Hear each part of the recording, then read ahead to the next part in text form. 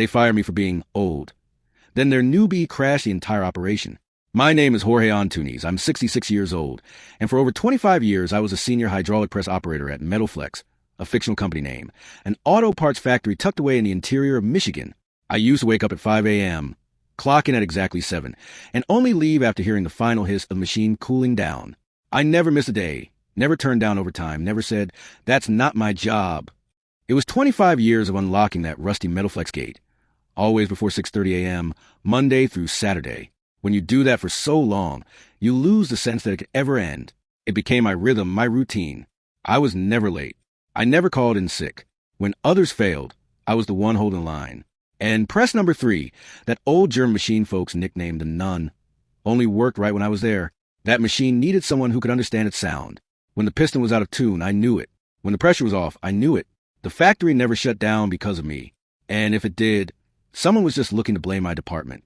I'd be there, patching up flaws, adjusting pressure with my fingers, calibrating it by ear. It went on like that for years. No magic science, just experience. Something the company never truly valued. But in the end, it's what secured my place. Under that press, surrounded by the clatter of gears and the pounding of iron being shaped, I was just a few months from retirement. We'd even started planning our trip, me and my wife, to Grandma, that getaway we always dreamed of, wine paddle boats, quiet walks. Just 8 more months.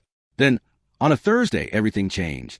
The new manager, Fernando, showed up, young, that confident smile of someone who thinks he knows what he's doing, but doesn't have a clue what he's erasing. He walked into my department with a crisp white shirt, untouched by oil. I already knew something was up. Nobody good wears white on a factory floor. "Jorge, can you come here for a moment?" I went, but I already knew. That smile wasn't a good sign.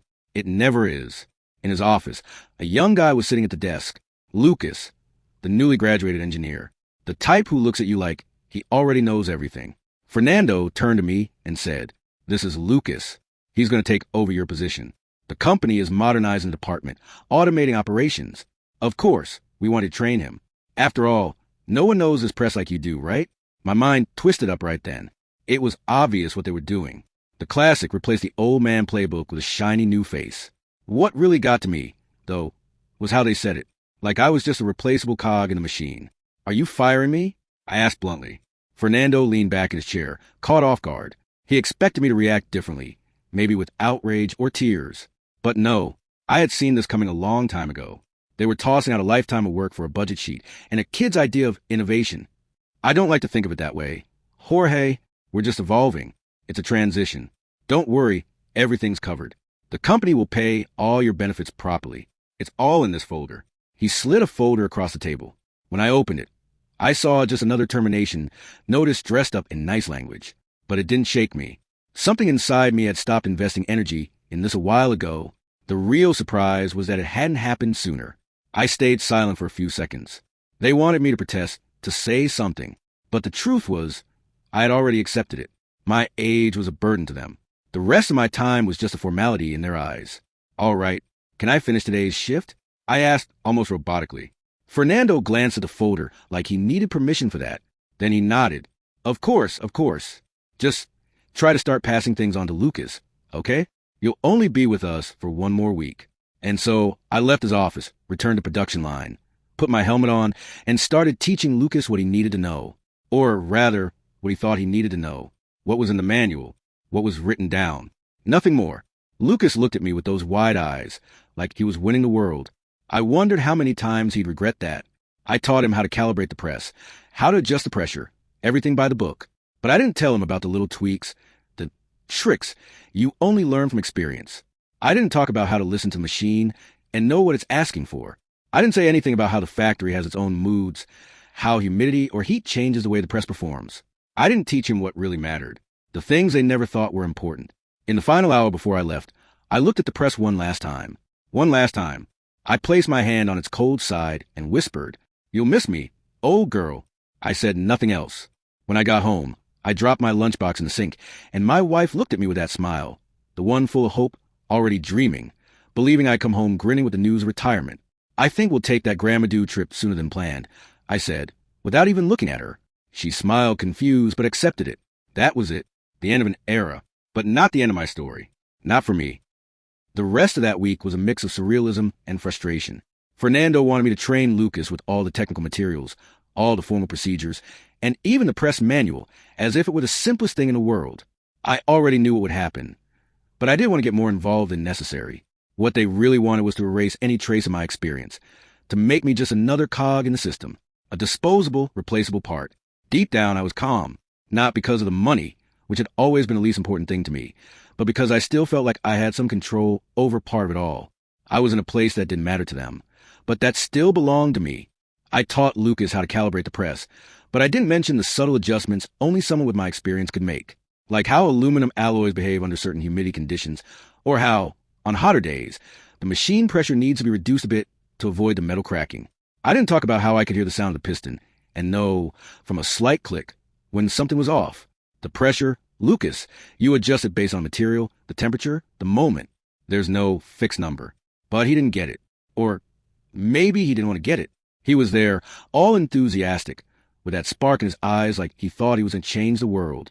I even found it amusing. I sat in the office chair, watched him work for a few minutes, and thought, he's going to learn the hard way. On Friday, I left early, like always. It had been a tough week. I knew my last Friday at work was coming.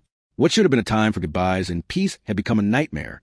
And the worst part was knowing that the decision to let me go had nothing to do with my competence, nothing to do with my dedication. It was just a matter of numbers. I went home, tried to relax, but couldn't. That feeling of being thrown away because of some accounting calculation was eating me alive. My retirement was nearly secured. But if I really thought about it, I already knew that nothing, absolutely nothing, could replace the feeling of being useful, of being recognized. The following Monday, the phone rang. Hi, Jorge. It's Fernando from Metalflex. Do you have a minute? I stopped everything I was doing. The tone of his voice wasn't the same. That carefree smile, the confident gaze, they were gone. Of course, Fernando. What happened? Well, it's complicated. Press number 3, it broke. And Lucas did something wrong. I'm not exactly sure what, but the batch of aluminum he produced, it's completely ruined. The entire production stopped. And the client, they ended up canceling their contract with us. We're in chaos here. Jorge, I just closed my eyes for a moment. Deep down, I already knew this would happen. I knew Lucas had no idea what he was doing. He wasn't listening to the machine. He was just following numbers, the math of it, without caring about the sensitivity in every detail. And now, I asked, trying to steady my breathing. Well, the factory is shut down. We need to fix everything as fast as possible. The situation is really serious. Jorge, we need your help. Can you come here and, I don't know, see what you can do? I looked at the phone, feeling the weight of the situation. They were desperate, but I wasn't willing to save the day anymore. Not after everything that had happened. Not after being treated like I was disposable. I took a deep breath and, as calmly as possible, said, Look, Fernando, I taught what I was asked to teach. I taught what was in the manual, but I didn't teach what was never valued. And now, you have to deal with what the company decided. I did my part, the part you asked me to do. Now it's on you. There was silence. I could feel the frustration on the other end. But I didn't care. What else could he say? They thought a new machine, new software, a new engineer would solve everything, without understanding the value of experience. Jorge, I understand, but we need you. Lucas doesn't know what to do. Production needs to get going again. You know what to do. Only you do. I stared at the phone for a few seconds. Those words felt so empty, like he was still trying to recover something that had already been lost. I knew what they wanted. They wanted me to be the hero of the moment, but I didn't want to be the hero anymore. Not after all the neglect, the lack of appreciation. With a tired sigh, I replied, I'm no one's hero anymore, Fernando. Just an old guy who, with a lot of effort, managed to survive this kind of thing. The factory's going to have to learn to survive without me. Good luck. And I hung up. The sense of relief was strange, but at the same time, a weight had lifted from me. The company would never understand, would never appreciate. And Lucas, he would never have the slightest idea what he was missing. Because in the end, it wasn't just about knowing how to calibrate the press. It was about knowing how to listen, feel, and adjust the machine to your own rhythm. They were going to lose much more than just a batch of parts. In the days that followed, I didn't hear anything else from Metalflex. They tried calling me a few times, but I left my phone on silent. I didn't want to know anymore. I didn't want to hear that desperate tone that, for so long, had seemed to be my only motivation. Life went on, but the feeling that I had left an important part of myself on that factory floor wouldn't leave me. I spent my mornings at home, trying to adjust to the emptiness that had taken over my routine. I knew that after so many years, it would be hard to get used to the idea of retirement, but the real pain came from within, from my mind, from knowing that everything I had built there, with the sweat on my brow and the calluses on my hands, had been discarded in such an impersonal way. Then, at the end of that week, I got an unexpected call. "Jorge, this is Fernando again." He sounded tense. "The situation at the factory, well, it's terrible. The batch Lucas produced can't be salvaged. The machines are still acting up, and the client has permanently canceled the contract. We're losing everything. Can you come over? We have no more options." I could hear the frustration in his voice. There was something else, too, beyond desperation. It was shame. I could feel it, even without seeing his face. They were at a crossroads, and he knew, deep down, that he'd acted too hastily. Or maybe he didn't, but I did. What more did they want from me? What more could they possibly expect? My mind was filled with conflicting thoughts. Part of me wanted to see that factory sink to the bottom as punishment for their poor choices. They never gave me the recognition I deserved. They never understood my worth. But another part of me knew how much was at stake, how much that failure could mean for the workers still there, and maybe even for my own conscience. "Listen, Fernando," I began, my voice low but steady. "I already warned you. What do you expect me to do now? Did they tell you to call me, or was this your decision? Because what happened, happened. I taught what I was asked to teach, but I didn't teach what none of you ever valued. Now, you have to deal with the consequences. It's not my problem anymore." There was a long pause on the other end. I could feel the weight of my words. But still, he insisted. "I understand, Jorge, but I don't know what else to do.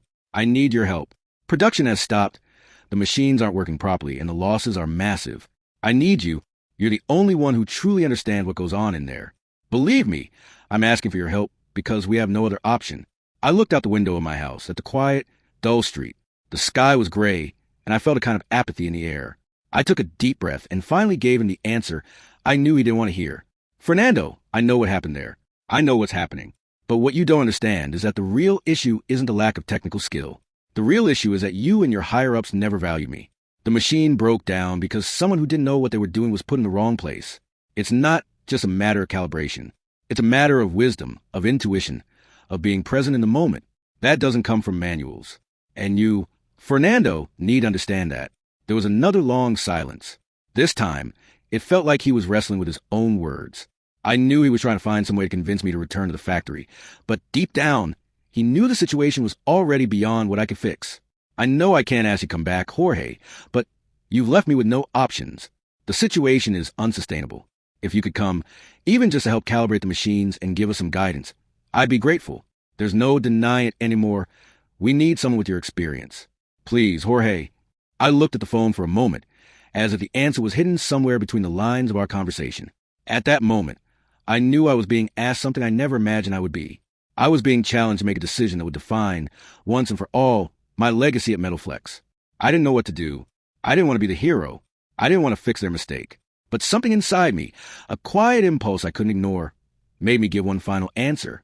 "I'm not coming there, Fernando. But if you want, I can give you some guidance. If you truly need help, you'll have to do things the way they should have been done from the beginning. It won't be easy, or fast, but it'll be the only way."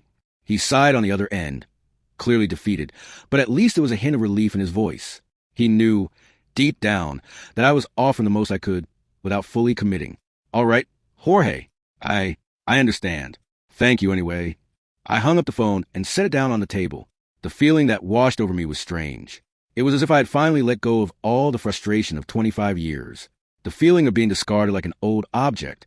Now, it was only a matter of time before everything fell apart.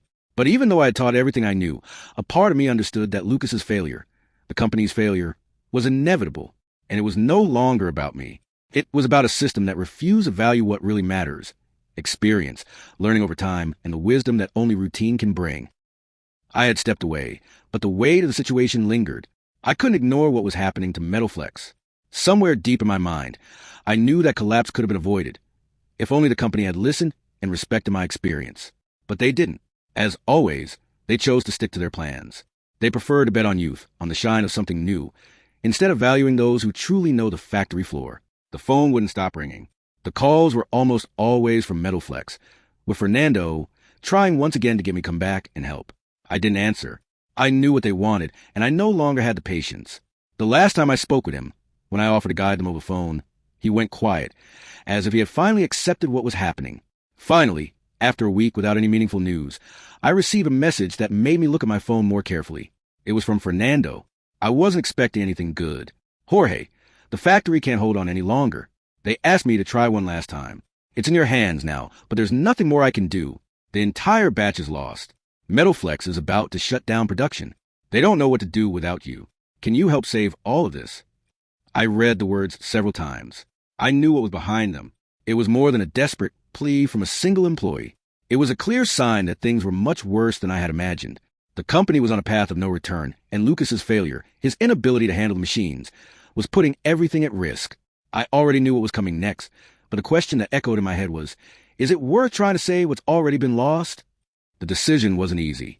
It was already clear to me that if I stepped back in, it would mean fixing not just the malfunctioning machines, but also the disrespect of my experience and the structural mistakes Metalflex had always made. This wasn't just about a lost production batch or a halted assembly line. It was about the collapse of an entire culture within the factory. But at the same time, something inside me twisted. The factory had been part of me for so long that I couldn't just sit and watch it all fall apart. There were lives there, many of them, that depended on that place to survive. Fernando, the only one who still seemed to value something I had done there, deserved a chance to save what he could. After some time, I made my decision. I went back. I arrived at Metalflex on a cloudy day. The sky was as gray as the mood of the people walking around. The hallways were empty, the once familiar sound of machinery now muffled and distant. The atmosphere was tense, as if a shadow hung over everything. Fernando greeted me at the entrance, looking exhausted, with the eyes of someone who knew things were beyond repair. He led me to the production area. There, the workers looked lost, unsure of what to do. The machine that had once been my responsibility was silent, and around it, the void left by inexperience had taken over everything. The first thing I did was look at the machine. The hydraulic pressure was poorly calibrated, just as I expected. But the bigger issue was the rookie, Lucas, standing there with oil-stained hands and the expression of someone who knew he was about to be held accountable. Jorge, Fernando said, his voice barely hiding the desperation. I tried, but there's no way. Production's at a standstill. The machine won't work, and without this batch, we're finished. The client canceled the contract. They want a solution, but as you can see, we're out of options. You're the only one who can make this work. I didn't respond right away. I looked at Lucas, still struggling with the machine, trying every way he could think of to get the pressure back to the right level, but clearly not understanding what he was doing. Lucas, I said calmly. He looked at me, eyes void of comprehension. You really don't know what you're doing, do you? I asked. He shook his head, visibly ashamed, but with no clue what else he could try. Then I turned to Fernando, who was waiting for my reaction. The feeling of being pushed to fix a mistake that wasn't mine bothered me, but I knew I had to act. I've said it before, and I'll say it again. The problem isn't the machine.